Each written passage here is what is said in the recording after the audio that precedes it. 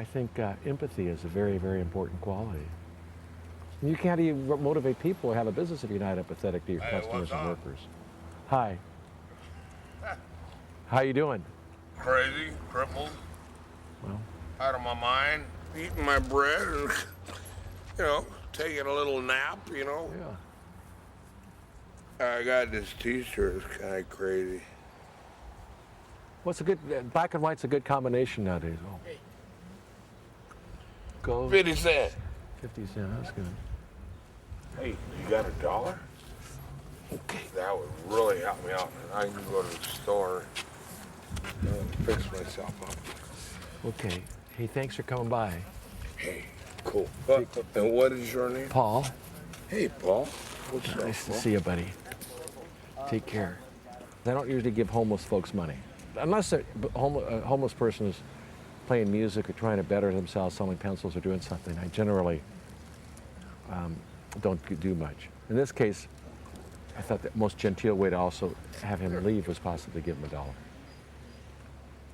You know, you don't want to live like Mother Teresa. I mean, how do you take it to an extreme? How much do you, I mean, if you want to really be the minimalist, you live like Mother Teresa, or you, it's always an ambiguous thing. You should have a little bit of guilt and a little bit of pride. I don't know how to answer it. I'm the great-grandson of the meatpacker Oscar Mayer. And when I was 16, my father told me that I was going to inherit enough money, so much money that I wouldn't have to work. But I made a decision to give up that wealth. I grew up in a wealthy suburban community. And I went to school with kids who came to school in chauffeur-driven cars. Kathy Iacocca. His dad was Lee Iacocca, Alfred Taubman's son, who owned Sotheby's auction house. These were the kids I went to school with. So I grew up in a wealth bubble. But I remember thinking at that time, there's something wrong here. Something about unfairness. That's about as much as I remember that little seed was probably planted then. And then I wrote my dad a letter basically telling him that my intention to give away the money that I had. He called me after he got the letter. He said, I'm coming to Boston. I want to talk to you about this. And he came out and he said, you've been away from home for about 10 years now. I don't quite understand this decision. Maybe you should sort of tell me what's happened since you left home. And so he listened to me for a while, just talk about that. And then he kind of, at the very end, he says, okay, I understand what this is about. I don't think it's a good idea. And my questions have to do with, have you really thought through all the consequences of this? Like, what if you have a child one day, and that child has a severe disability? And he really pushed me on all these what-if questions, all the sort of worst-case scenarios. For me, it always came back to, well, I would be in the same boat as 98% of the people I know. I do meet people today who say, it's hard to get by on 50 million, I need more. I think those people are sick, to need that much to have a good life. I mean, I think you gotta take a look at yourself there, buddy. If you feel like you don't have enough at that point.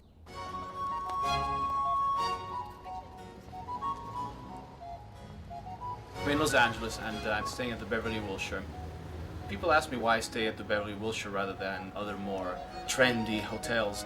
And my answer, I think it's an important point of distinction, is that I'm really not interested in being cool. I'm interested in being served. I'm from Italy, and in Italy, I possess money, but also notoriety. Notoriety for what? For having been rich for, say, 5 centuries. When I moved to New York, all I was a young kid with money, and I really felt that there was something missing. At home, I was, the Baron. Here in America, you're nobody. Are you a model, or you act, or I'm just asking. No, I don't do anything. Actually, that's the point of the whole documentary. I'm just like a rich dude in Rodeo Drive, and the fact that I don't do shit, that's Here, there's no monarchy that can knight you and say you're a baron now, but there is the media. And so what I did was I hired a publicist and started doing events and red carpets. All of a sudden you are a baron in a different way, but in a contemporary way. Today I'm in Los Angeles for some meetings with some production companies and networks for possibly a reality show, which would be featuring me. America is fascinated by seeing the trappings of wealth and more specifically rank. Americans rejected inequality at the inception.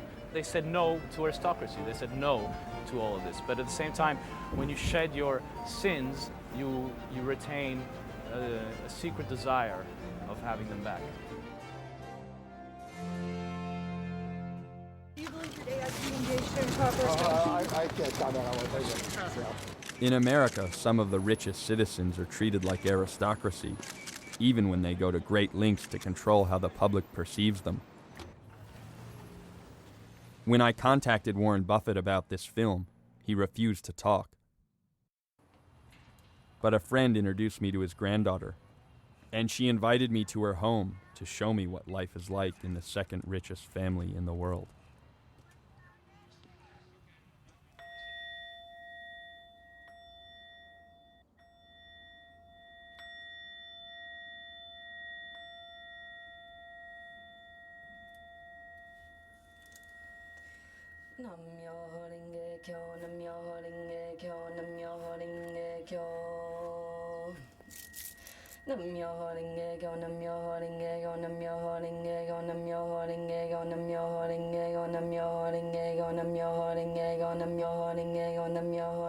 I think when we can really let go of excessive stuff and the need to, kind of have excessive stuff is a real,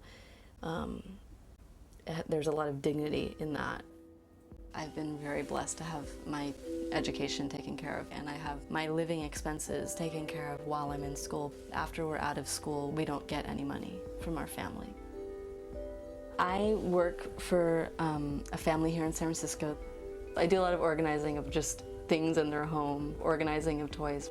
I'm actually pretty good at looking at a very messy closet or space and making order out of chaos. So that's something I'll do before the kids come home, and then usually when the kids get home, I'm responsible for very general things like bath time and dinner time and homework time. I think it's a very weird thing to be working for a very wealthy family, considering I do come from one of the wealthiest families in America. And I feel that the family I work for feels a bit of humor around the fact that I am from one of the wealthiest families, a wealthier family than I believe they are. I don't want to make any assumptions, but I think that might be the case. And I think we all kind of find it odd and also just wild and a little bit funny that that's the case.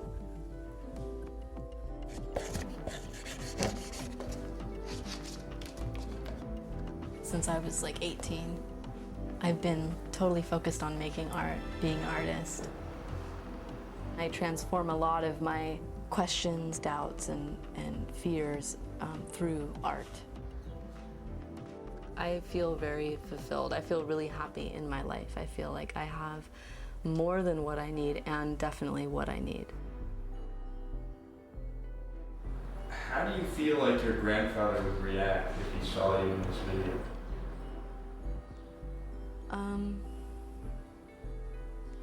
I definitely fear judgment. Money is the spoke in my grandfather's wheel of life.